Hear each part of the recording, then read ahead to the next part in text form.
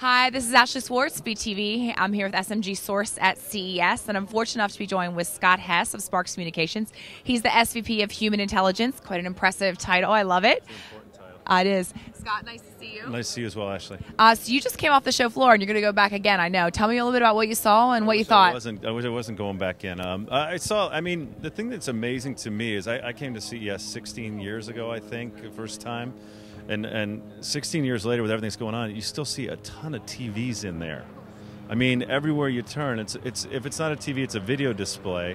I think one of the things that leaped out at me was just everything about interface, whether it's voice, whether it's gesture, but it's really a lot more about humans interacting in a physical way. As one of the presenters said to us, you always yelled at your TV. Now the TV actually understands what you're saying to it. And I think the idea that content... second screen, I mean, if you want to find a hackneyed term, second screen would be it.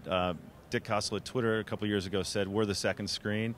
Well, he's got a lot of competition now. Every single handset manufacturer is trying to figure out ways to plug in, whether it's digital fingerprinting of whatever the audio is, and then letting you shake the phone to interact with the programming or being able to throw content. Everybody's got a different idea about how you with a gesture or a shake or a single click of a button, they're trying to show how easy it is to basically move any content from one screen to the next. There's a lot of things, too, in the gaming space in there where you used to have split-screen gaming, where with a set of glasses, you can actually have two players on the same screen, essentially looking at the same screen but having very different experiences of those screens. So you have a focus on millennials. I know you're sort of an subject matter expert there, and I think the millennials are, they're doing a lot in sort of changing the paradigms as far as how we interact and we use technology to consume content. And so from being in a leadership position there, what are we learning about experience design and bringing brands into that? I think one of the things that always blows me away is that the assumption is, since millennials are young and they're tech facile, that they like complexity. And it's the exact opposite. Even as I walk through today, they're trying, every single big tech company there's trying to figure out how to integrate the content in a simple way, but it's still complicated as hell. Millennials have grown up on the most simple interfaces, the most intuitive sort of programming or customization experiences, and if it's not simple, they'll reject it. So one of the things I thought was kind of cool is there are some older companies in there, like Polaroid is trying to come back. They've got a camera that is so simple. It's what you wanted out of a Polaroid. You take a picture and you get a picture out, but you're not constrained to the single picture that you took and one output. I can shoot 10, find the best one, and output it immediately off the camera. So they're delivering a moment of value in the simplest possible fashion. I think that's the kind of thing that this generation and the younger millennials will really respond to.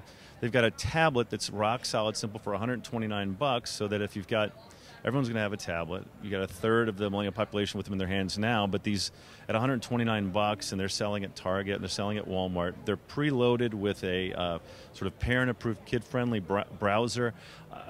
The overarching thing I would look for that the millennials respond to is simple.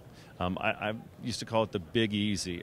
Google's a great example. It was the sort of linchpin of all this. You can access anything you want through Google. There's the big part. It's a way in. YouTube's another big, but the easy part is just as important. Endless depth of content. You have to have an interface that feels intuitive. Young people with the attention span that they have and the way that they've been spoiled have to be able to dive in easy. So what does this all mean for brand content and how a brand rises above all this noise to actually reach an audience in a meaningful way? Well, the interesting thing is that brands are learning how to leave space for consumers to co-create and extend stories. Storytelling hasn't changed as far as, you need to be able to deliver moments of value for an audience, but the technology now allows you to co-create with your consumers. That meant Doritos letting people make Super Bowl spots, and now it means Pepsi actually populating some of its ads at the Super Bowl this year with live pictures that have been generated, moments before via a Twitter promotion, I think. From a storytelling perspective, these guys have to think about how to use the technology not to wow consumers, because frankly, your eyes glaze over in there, but to really connect on a human level of what they're trying to accomplish. If you're 12 years old, it's really hard to talk to girls, so you have to be able to deliver a story and a scenario that lets them do that through the technology.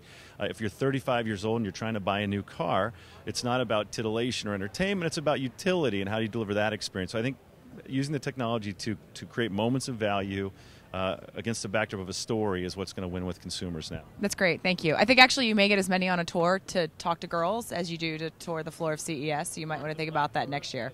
I feel like the girl talking thing, I'm 20 years married, but I am in Vegas. Just wearing the headset, people think you're important. I'm looking forward to having the Britney Spears boom. I hope the rhythm takes control, Scott. Okay. Have a great All right. show. Thanks, It's good Ashley. talking to you. Thanks, guys.